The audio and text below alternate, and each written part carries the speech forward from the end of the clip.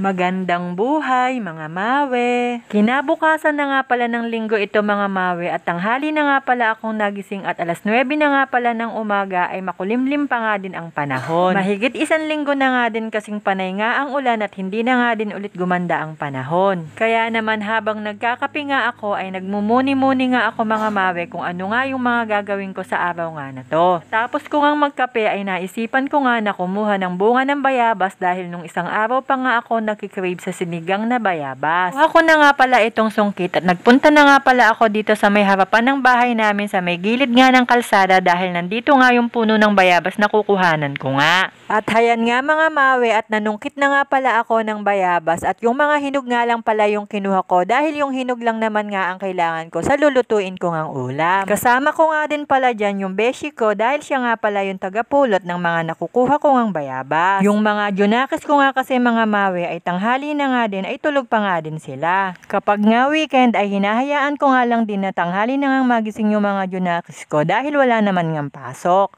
At para pagising nga nila ay sabay na nga din yung almusal nila at tanghalian nila. Charot!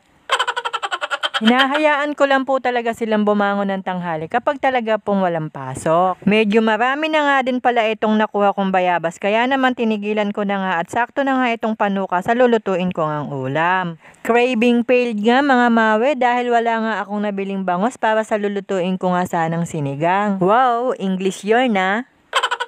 At by the way, highway, ito na nga lang pala mga mawe yung lulutuin ko nga. Isinalang ko na nga itong kasirola at nang uminit na nga ay naglagay na nga pala ako ng mantika. Inisa ko na nga itong luya, sibuyas at bawang. Hihintayin ko nga lang pala na mag-aromatic ito at naglagay na nga din pala ako ng konting patis. Nung okay na nga ay sunod ko na nga ding inalagay itong ang karne ng manok. Sasangkotsa ko nga lang pala itong mabuti para nga mawala yung lansa niya. Bang sinasangkotsa ko nga ay naglagay na nga din pala ako ng konting paminta at isinabay ko na nga din pala itong sayote. Ang kutsa ko ngang mabuti ay naglagay na nga din pala ako ng tubig para sa sabaw niya at tinakpan ko na nga din muna at pakukuluan ko nga lang ito ng ilang minuto. At nang kumukulo na nga siya ay naglagay na nga pala ako ng chicken cubes at konting asin para sa dagdag na pampalasa. Hinalo ko nga lang pala ito at tinakpan ulit at nilagyan ko nga pala ng konting bitchin. Malambot na nga pala itong karne ng manok at ang sayote kaya naman inilagay ko na nga din itong dahon ng malunggay. At dahil pa baby mom nga tayo, charot! Breastfeeding mom nga tayo ay hindi talaga mawawala ang dahon ng malunggay para nga mabus pa yung gatas ko. At hayan mga mawe, luto na po yung ulam namin, tinolang manok. So yun lang mga mawe for today's video. Tara kain po tayo. Thank you Lord sa blessing. Maraming salamat po sa panonood.